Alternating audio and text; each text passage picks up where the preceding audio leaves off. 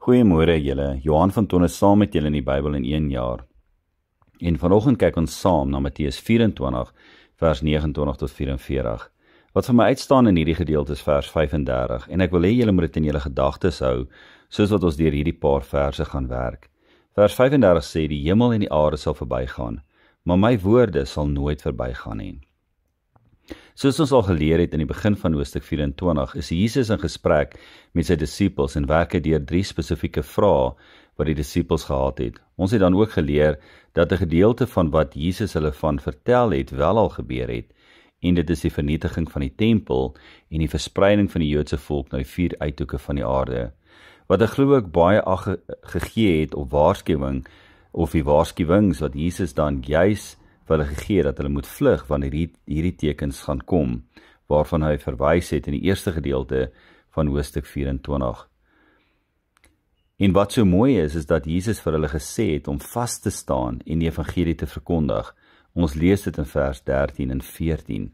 Vir baie word Matteus 24 gebruik as verwysing na die wegraping, maar eintlik is dit duidelike verwysing na die tweede koms van Jesus Christus, na die verdrukking wat verwys word na Daniël in hoofstuk 9.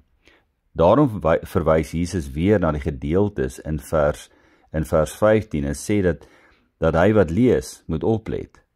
Die volgende verse wat Jesus aan sy disippels gee, is nie om te kyk of hulle of selfs ons die tye kan uitlê nie, maar eerder 'n waarskuwing om gereed te wees en aan soveel moontlike mense te vertel dat Jesus weer terugkom en dat hulle gereed ook moet wees. Daarom sê Jesus dat niemand weet wanneer dit sal gebeur nie, en dat slegs die Vader weet. Natuurlik glo ek dat Jesus wel nou weet, soos wat hy teruggegaan het na die Vader en nou sit aan die regterhand van die Vader in die hemelse plekke. Maar op daardie oomblik in Jesus se wandel as mens, het selfs hy nie geweet nie.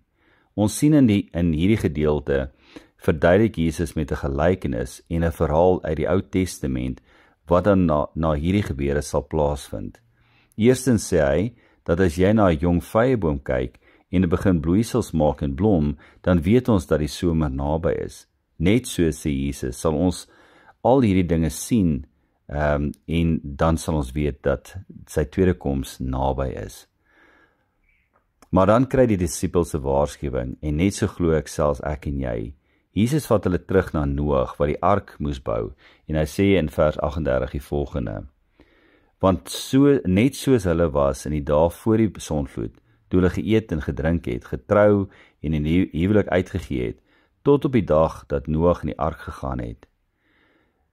Ek glo die Here sê nie hier dat wanneer hy kom, of wanneer hy die tweede koms op pad is, dat die mense van vandag gaan wees soos wat hulle was in Noag se tyd nie, maar wel dat ons in dieselfde groef gaan wees, waar ons net aangaan met ons lewe, asof die Here nie gaan terugkom nie, asof dit wat ons nou om ons beleef, maar net gaan aangaan en aangaan. En daarom glo ek dat hierdie gedeelte verwys nie net na 'n gebeurtenis wat in daardie tyd, in daardie generasie gebeur het nie, want in Petrus 3 vers 3 lees ons die volgende: Veral moet julle weet dat daar in die laaste dae, hier verwys hy weer na die laaste dae, net soos in Matteus 24, mense op die toneel sal verskyn, wat die spot dryf, en wie se lewe net deur hulle eie begeertes beheers word. Hulle sal spot en sê, en wat het nou geword van die belofte van sy wederkoms?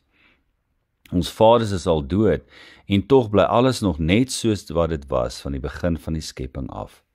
Dit is juis waarom Jesus hulle waarsku in vers 44, dat hulle gereed moet wees, want ons weet nie die uur wanneer die Seun van die mens gaan terugkom nie. Die werklikheid is dat daar wel nog moeilike dae gaan kom, en dat Jesus wel weer gaan verskyn, en dat dit gaan sigbaar wees vir al die nasies, en dat die Here sy engele gaan stuur om die uitverkorenes te versamel uit die uithoeke van die aarde. Kom ons gee ag op hierdie dag, kom ons wandel asof die Here vandag gaan kom. Staan sterk in jou geloof, verkondig die evangelie aan almal wat jy 'n geleentheid voor kry om dit te kan doen. Waak daarteen dat ons nie in 'n groef van rotine sal val nie, maar dat ons waaksaam sal wees. Waaksaam nie om na die tekens te kyk nie, maar om nie te val vir valse predikinge, interpretasies van sy woord nie. Kom ons herinner onsself weer net daaraan, die aarde sal verbygaan, maar sy woord sal vir ewig bly staan. Mooi dag vir julle.